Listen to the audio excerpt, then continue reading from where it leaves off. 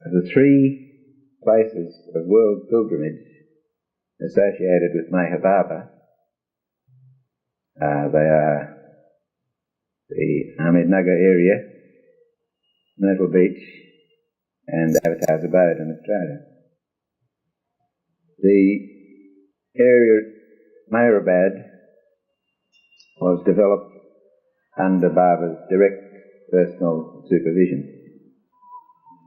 and Myrtle Beach was developed under his direct instructions, but more or less by remote control, with him being physically absent. But if they had any query or wanted to make a decision on something important, they would communicate with Baba externally. And they were the two centres that were planned early in the piece. And when Baba came to Australia, there was a little bit of a kerfuffle about his invitation to Australia and his decision to come to Australia.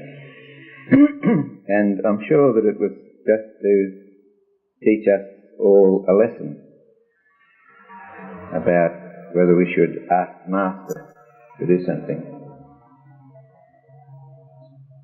And the circumstances were that Ena Lemon and Paris Adams went to India in 1956 in February. They met Baba. He had a darshan at Arnavas at Janji's home in Bombay, and they were there for 2 days, and they saw Baba on both days. And when they were coming home, Paris had gone by air and Ena had come by ship, and there was no ship available immediately then, so they had to make an air booking for her, and she had a little bit of time to talk with Maggie. And she heard that Meher Baba was visiting the West and coming to America, and she asked, which way is he going home? And I said, oh, via the Pacific, Honolulu. Oh, she said, that's almost to Australia. What do you think of coming to Australia? And Maggie said, call him, and invite him. So she was encouraged to do this by Maggie. And when she came home, she thought that, well, on the way, she thought that, well, Francis Brabazon was the head of the group, and it would be the right thing to do to allow Francis to tell Francis about it, and allow Francis to invite Meher Baba to Australia. And this is what she did. But Francis didn't want to invite Meher Baba to Australia. His understanding of the Master was that you don't ask for anything. That when the Master wants to do something, the Master will do it. And it will be the right thing at the right time, at the right place. But if you ask for something and the Master gives it to you, as he often will, because you ask for it, then it is not the same. So he had that very firm conviction. But on the other side of it, Ena lived in Melbourne, and when she went back to Melbourne, she mentioned it to all the people there, and they were so enthusiastic about it. And even Meher Baba's one of his own mandali had encouraged her to invite him. So she invited him herself. And he responded and said that he would come to Australia. But, first of all, Francis Brabazon must be told about it and considered. So now Francis could no longer remain silent. He had to let us know of his feelings, and he did in a letter to all the Baba community. And he asked us to consider this question, and should we write to Baba and ask him to disregard the request for him to come to Australia, and if he wanted to come to Australia, to wait until when he wanted to come, and not to come because he was asked to come. And so we all received this letter, and of course there were many emotions within each one, mixed emotions, because many of us had known about Meher Baba for a long time and were dying for the time when he would come to Australia and we could meet him. And yet it seemed to be rather reasonable what Francis was coming up with, and yet also it was quite reasonable what Lena had come up with. And we knew which one went like. So then a letter came after about a fortnight after we'd had time to individually stew on the matter. A letter came from Baba telling us that now it was his decision to come to Australia, and he was not coming because he was requested to come. So that was the background to the first visit.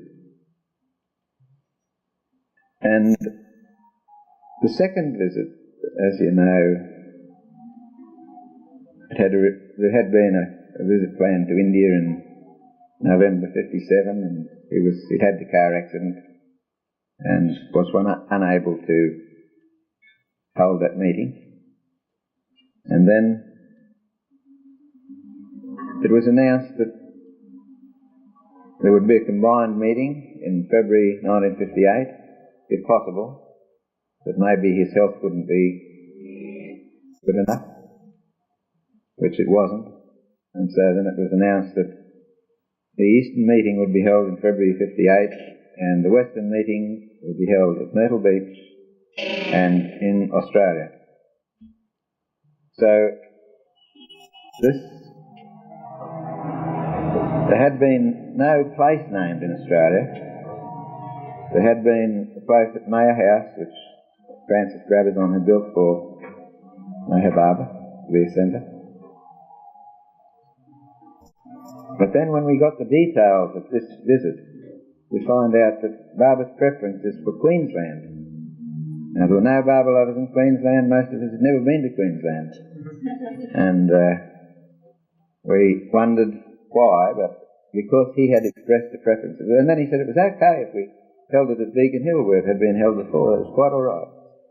But if we could afford to hold it in Queensland, and provided we met certain conditions, and one of the conditions was that it was not too far away from a centre of population, and another condition was that it was not too close, and if we could afford to hold it, and if the group could assemble there, then he would prefer Queensland.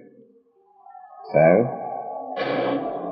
it was up to those individuals at that time to decide whether they would do the easy thing to hold it in Sydney, where it had previously been held, or there was only 4 months in which to organise it, to go to Queensland, find a suitable place,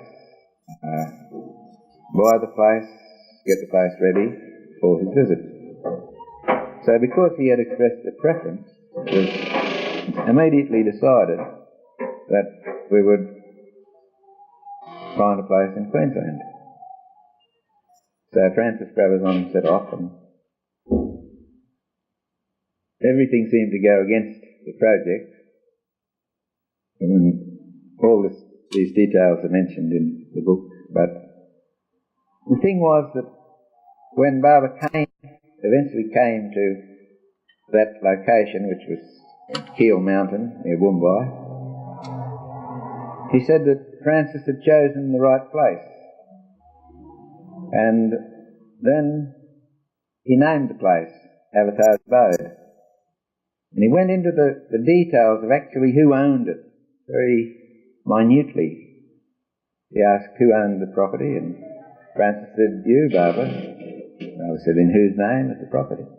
"Oh, it's in my name, but we'll have difficulty transferring to you when you're in India, but we can transfer it now." So Baba probed and found out exactly the details of the property. Thank you. And then accepted the property, then told Francis to keep it in his name for the time being, and then he named the property, and then later he said that that place would become a great place of pilgrimage. So the 3 places associated with Meher Baba in the world have different backgrounds. So I just thought I'd like to tell you the difference between Avatar's Abode and the others. At that time, there weren't any plans. Meher Baba didn't instruct us what to do with Avatar's Abode. And there were people playing more of a caretaking role. People, 2 families on the property, they were allowed to farm the property. And he didn't give any or many specific instructions for its development at that time. And so, just as all the way through his time he was emphasising the inner contact, the external contact was just to make the initial contact, and then the real contact to be developed was the inner contact. So I believe that this is what we're having at Avatar's Abode, that the development will be done intuitively through people's inner contact with Meher Baba. And if there's any problems, it'll just be people working off their impressions and grinding egos away and so on. And it will all turn out how he wanted it to finish. And it's quite an exciting prospect to think that he's still very active in that area. So I just wanted to point that part out. And there's an anniversary, the 30th anniversary of his visit to Avatar's Abode next June, and you're all invited to come. Now, there was another topic, and I think I should tell you how I came to write a book about Meher Baba. And the book that I'm speaking about is this one, Practical Spirituality with Meher Baba. And I first met Meher Baba in 1956, and the first day that we had an all-day session, I was so impressed with his presence and his discourses that I remembered 4 of the discourses, and I wrote them down from memory, 3 at lunchtime and 1 later, that same day. And I took notes, but I never ever thought that I'd be writing a book. I expected Francis Brabazon to do it, or someone else, because I wasn't an author. And then, as time went on, no one seemed to do the needful, and I was busy in my work, and then I started to realise that someone needed to do something. So in about 1976 I wrote to all the adults that had been there and asked them for any information that they could contribute.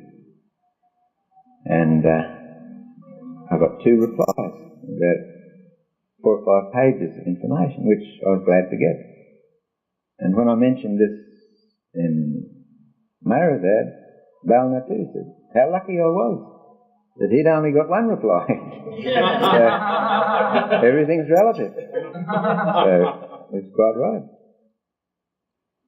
So it wasn't that people didn't want to cooperate, but I found that when I'd take a tape recorder somewhere and start on the topic, and I'd remind them of something that happened, well, that'd jog their memory, and soon the memories would come. And also, I'd try to get other people involved in this. If I was living in Sydney and someone was at Avatar's Abode, I'd be able to get someone to tape record a meeting at Avatar's Abode.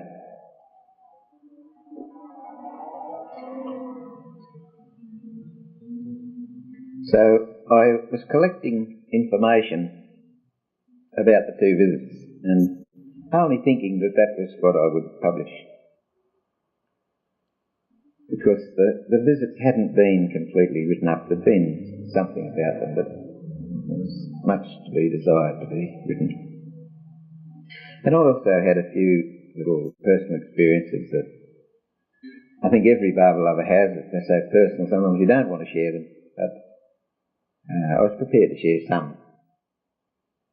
And then when I went down to Melbourne to visit, to give the people the opportunity of the people whose homes Mayor Barber had visited in Melbourne, the opportunity of telling their story.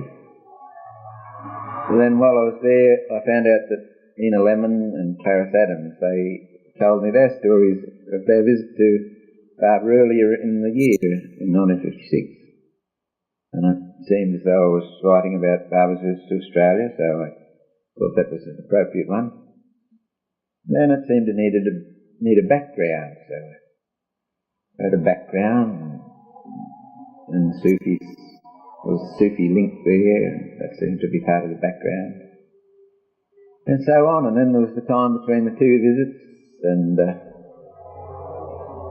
then I realised that I'd been put in a very unique position. I'd been to the so-called last Savas, and when I was going over on the way over, I bought a tape recorder of many tapes. And I had a fairly comprehensive record of the last Savas. And I had actually seen Meher Baba withdraw his means of communication. First of all, or change his means of communication, not withdraw them, change them. First of all, he would communicate by speech, and then he withdrew speech and changed over to writing. And then he withdrew the writing and started to use the alphabet board. And then withdrew the alphabet board and started to use hand gestures, facial gestures, eye gestures. And then he arranged this wonderful meeting, all the details, the times, the exact times, dates when people from all over the world would be there to share his company, to be in his presence. And then he withdrew the human body, the means of communication, his hands and his face and his eyes. And as it was the last time that I could honour his invitation to come to India, and also that he said that I must come to India earlier, but then released me from that, I wanted to go, irrespective of what happened. And I was sure that it was completely planned and it wasn't by chance that he had withdrawn the body. And I wanted to be there to see what would happen, because I thought there would be something very special happening. And I didn't know what it was. And sure enough, when I got there and went to Guru Prasad on the first day, there was something very special there. His presence could be more powerfully felt there in his physical absence than I had ever experienced it in his physical presence. And there were other people there who had never met him physically, and they were experiencing that presence in his physical absence. And that said a lot to me, that his message had been continually emphasising the inner contact. It was always available. And here he had clearly demonstrated. He had told us early in the piece that the important thing was longing. Love and longing. Longing was a thing. And he had, by his life and his actions, created these situations for us to long for him. And he put off the meetings many times and changed the dates. to create this feeling of longing. And this was what greatly helped. Our remembrance and longing greatly helped to develop that inner contact. And the same principles and the same method is available today to anyone who's just hearing of him for the first time, to develop that inner contact. And I've explained all this in the book. I think I got perhaps a little bit carried away there, but it wasn't just a book about Australia. It continued on this theme, where originally I just went to write about his visit to Australia. But then I went to India so many times later, with tape recorder still, and recorded so many of Eruch's talks and messages, where he'd explain the significance of this or that thing, which we didn't always understand at first. And then there would be, with Meher Baba, with his life would appear to be a series of living parables, where he wouldn't always explain the parable, but time would unfold it. And so with Meher, often these living parables of Meher Baba would be unfolded with the help of Eruch and different Mandalay members. And then I thought of what people should do, what guidelines people should have if they were coming to Baba today, because the same opportunity is there.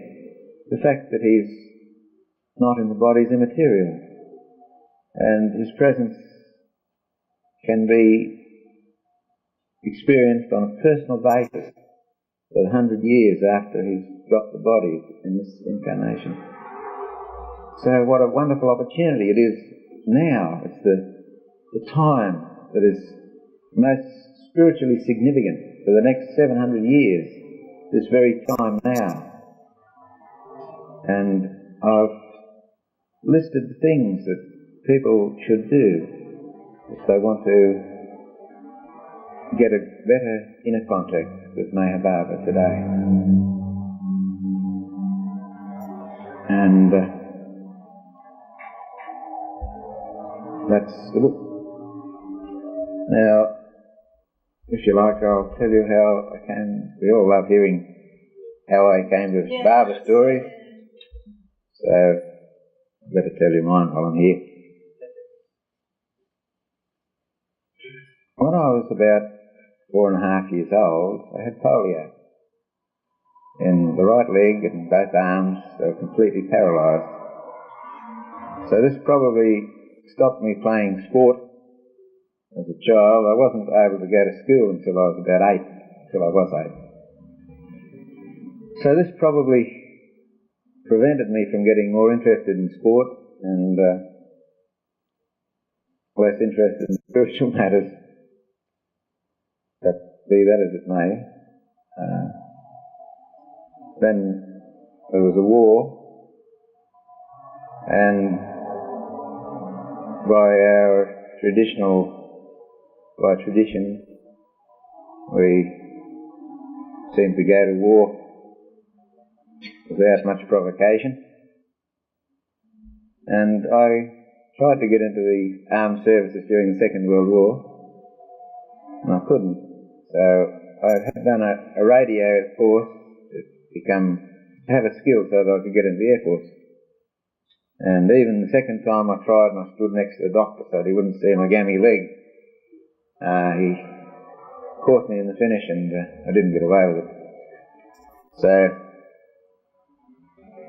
then I went to sea, and it was on one of these trips I was coming back from South America and called into Auckland, and I needed some reading material, and couldn't find anything in this second-hand bookshop.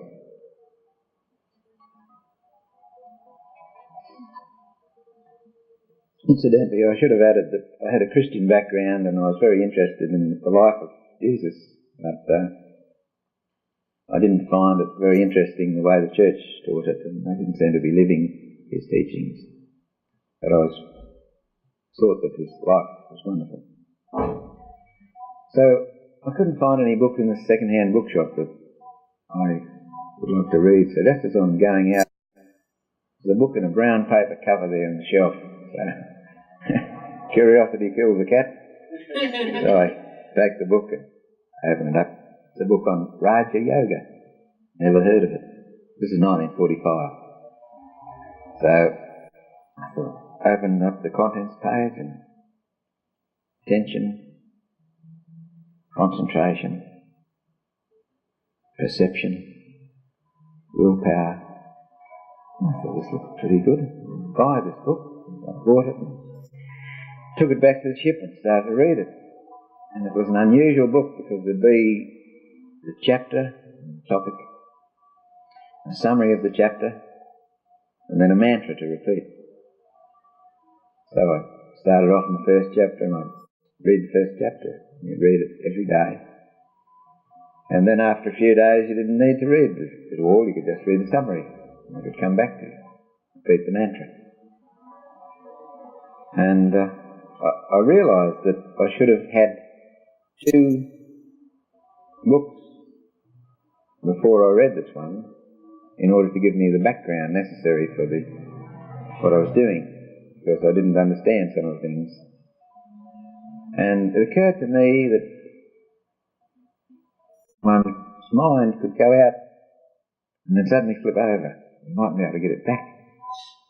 I had never heard anything about musts or anything like that, but that thought occurred to me. I thought, well, I better be very careful, but if I just take it easy, it'll be all right. So I probably got up to about chapter 3 or maybe 4. And one night I was on duty from midnight till 4. I came off duty at 4 o'clock and get into my bunk, switch out the light and close my eyes.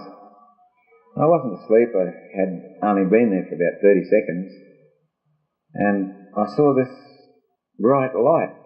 It was as bright as looking at the sun, but it wasn't a small object in the sky. It covered the whole of my visual horizon. And a very loud voice said, "John Grant." And all I could think of was that it was the voice of God. And I hadn't been particularly good that day. And I wasn't particularly wanting to meet him. So I opened my eyes and it went away. And I was rather relieved. And so I put on the light and sat up in bed. Would have thought I'd have had enough light. So I associated that with saying the mantras. So I resolved not to say the mantras anymore until I had more background information and also until I had a living master. But I did get the books that I should have had before, which explained to me about the subtle world, or the world of energy, and also the mental world, the world of mind. And by the same author of these books, there was a translation of the Bhagavad Gita. And that was the first time that I had seen this idea of Lord Krishna was saying to Arjuna, when the wick of righteousness declines in the world, then comes he, the Lord, and rekindles righteousness, and by his example. And many times in the past has he come, and many times in the future will he come again. And it just seemed to me as though this had happened in the past. It was just what had happened. And there had just been an atomic bomb dropped, or 2, one on Hiroshima and one on Nagasaki. And I thought, well, if he's not here now, there's no point in him coming because he has to be here now. There's such a change happened, and such a man has control of so much more energy now than he ever had. It would need his guiding hand. So I felt sure that he was here somewhere, but I didn't know where.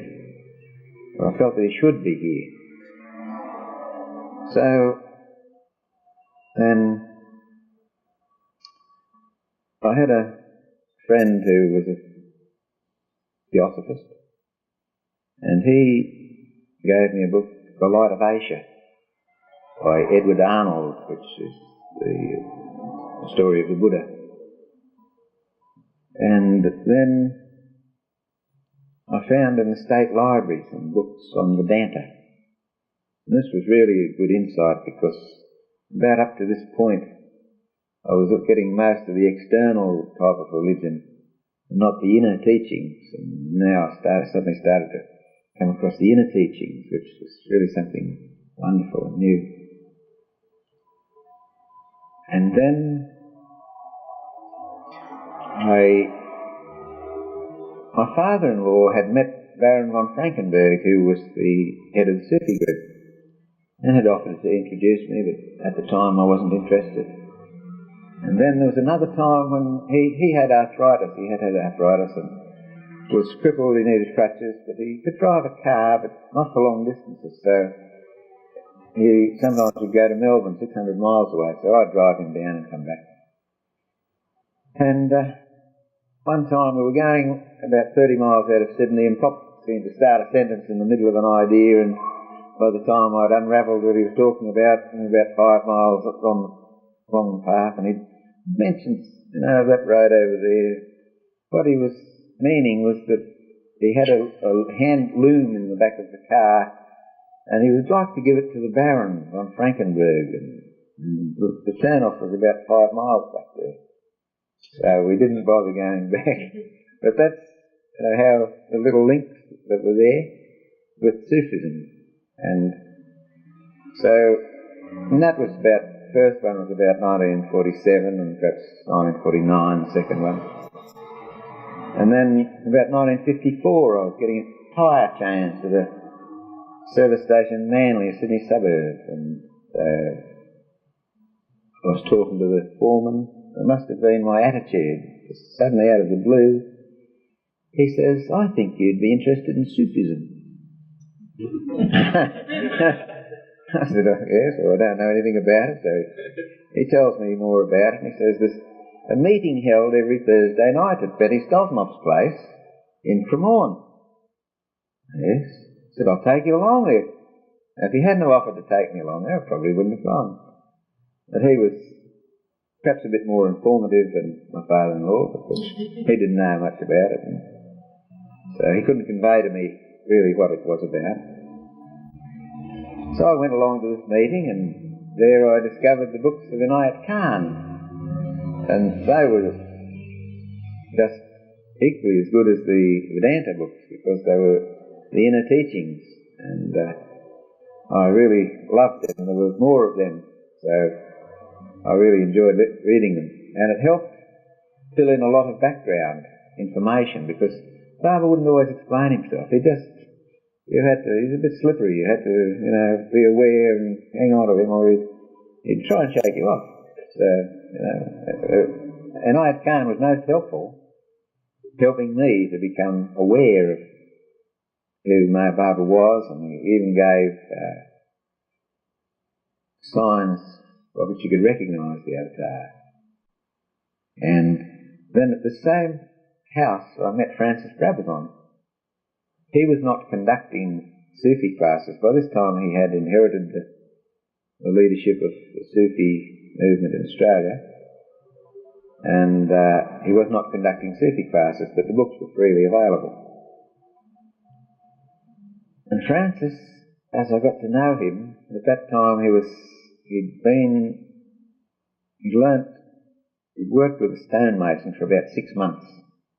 He bought in 1949 2 blocks of land that were practically all Sydney sandstone, and he then would he learnt how to cut the sandstone and make building blocks out of it, sometimes big ones, about half as big as that box. And you'd see this little man, Francis, being able to manoeuvre these big blocks by balance. He'd get one end lifted up and then he'd roll it over some other object like this, and he'd go over like that with balance. And you'd wonder how he'd ever move it from there to there, but that's how he did it. And then every Saturday night he would give a talk, and he'd talk for over an hour on a spiritual master, a different spiritual master. There'd be a lot of Sufi masters, but also others like Milarepa and St. Francis of Assisi. And so it was a wonderful background, and you'd hear some of the stories of how masters would test their disciples and things like this, and how they'd often want obedience. It seemed to be a big thing. And then he'd tell us about Meher Baba. And also at this time, the discourses of Meher Baba were available. And so I read the discourses. And of the topics that he wrote about that I was familiar with,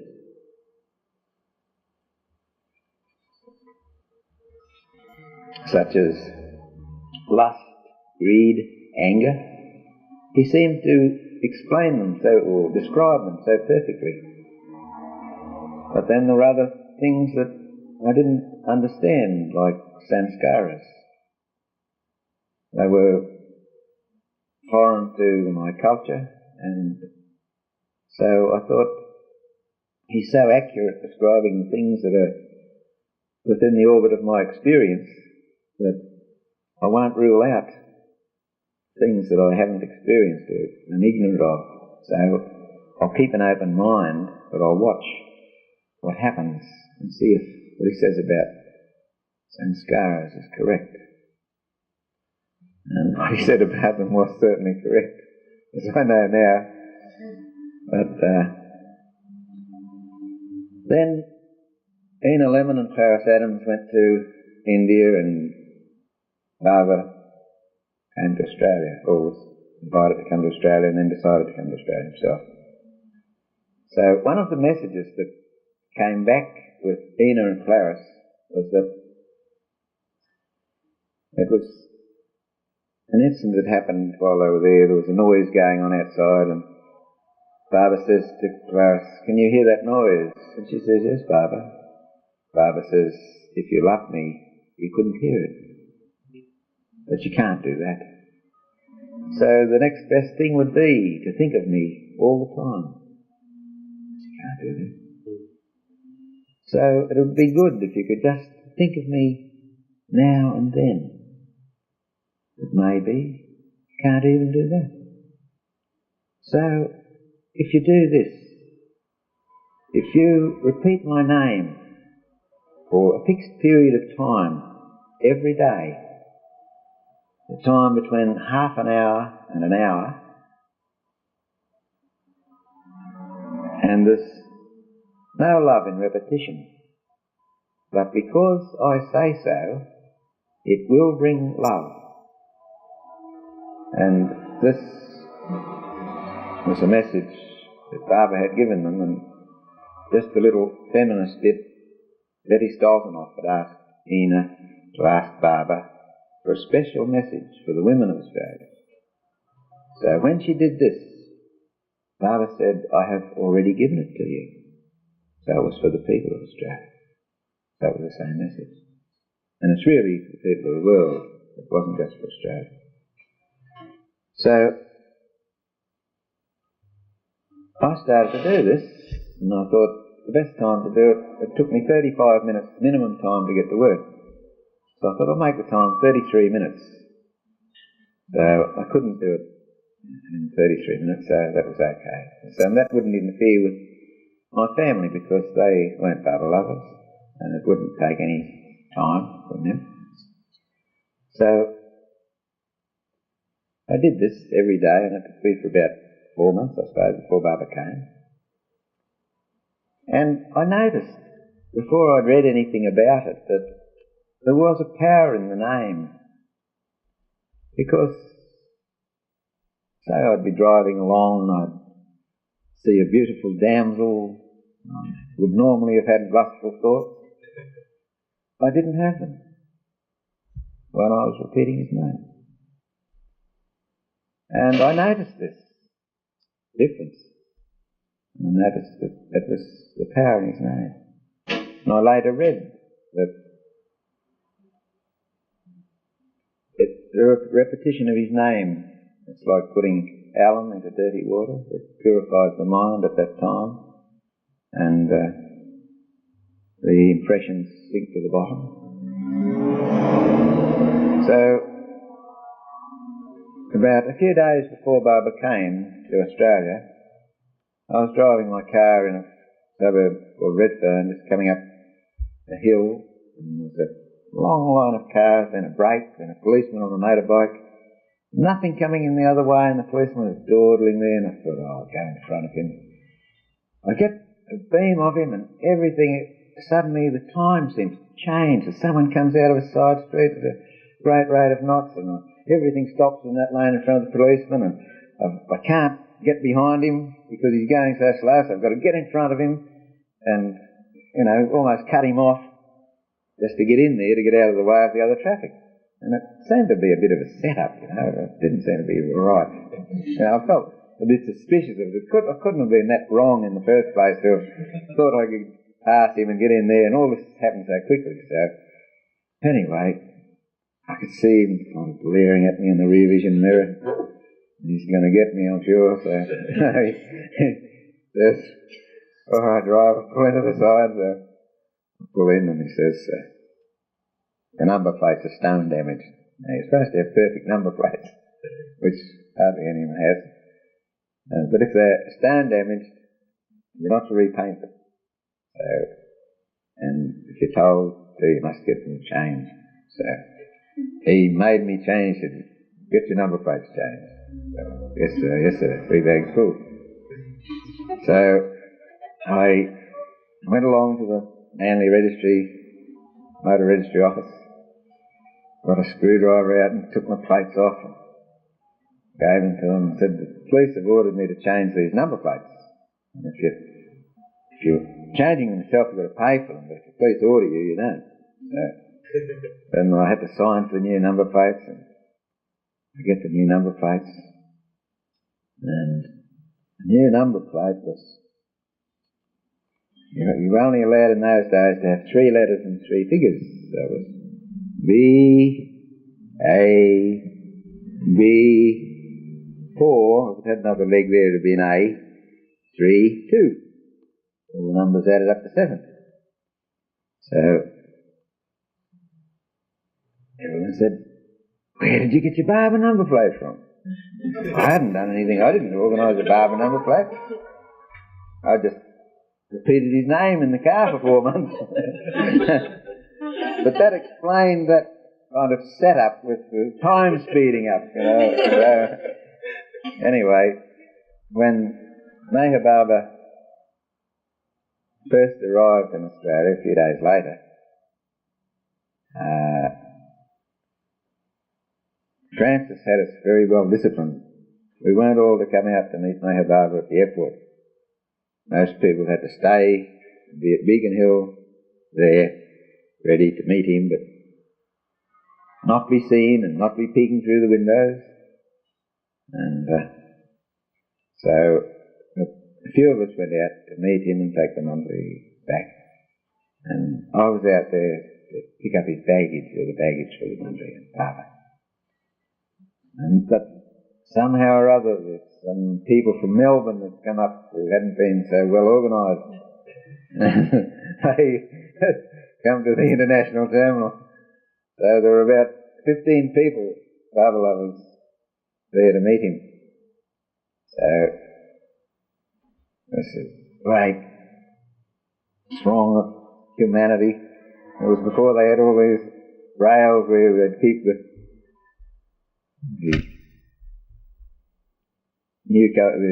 arriving passengers from the public. So when the doors opened and Baba comes through. Great sea of humanity seems to open and an aisle formed, and Baba walked down and, he touched one on the shoulder and other one on the cheek, and he touched each one that was there to meet him. He never missed one, and even when they were in the second row, he touched them. And no one was telling him who they were, and he touched everyone. I was up at the end, and I was just amazed at him being able to pick them out. So then he went to have an interview, with a newspaper interview, and we started to get the baggage and put it into the cars, and then Baba was whisked away in Bill the Page's car, and Mundley and other cars, and I was the last car, and they'd all turned around the corner by the time I got off. And I didn't see Baba's car anymore. Here I'd met the master that I'd been looking for. They were pretty thin on the ground in those days, and so he was really the first master that I discovered. And he claimed to be the avatar.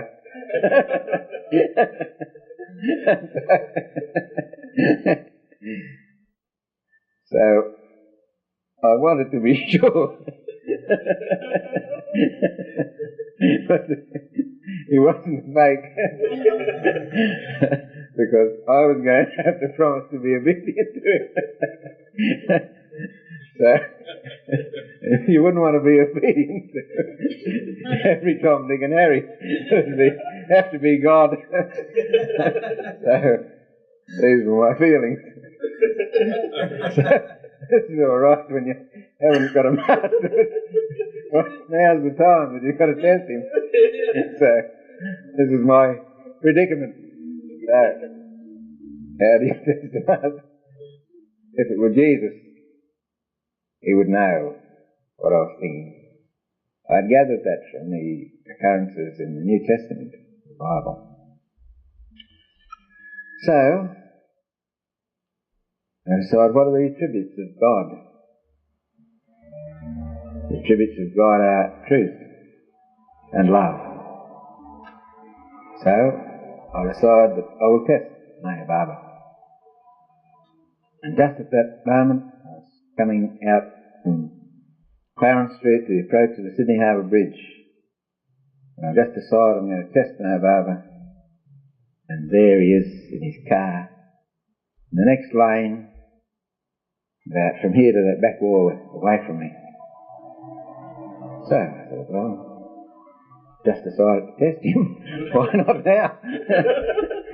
So I thought, looking at him, Barbara's truth turns around, gives me the sign of perfection. I reasoned that, probably someone told him that I was there. My car was just behind his car or something. So I thought it would be impossible for him. It must have been a coincidence. So I thought, Barbara is love. Right on cue. Perfect timing. So this gave me a bit of a shake-up because my old heart started to pound, and really was powerful, powerful medicine, powerful stuff. So it seemed as though he really was reading my mind, or it seemed pretty... Anyway, I'm going to test him again. I braced myself this time. It's in traffic and I'm hanging onto the steering wheel rather tightly.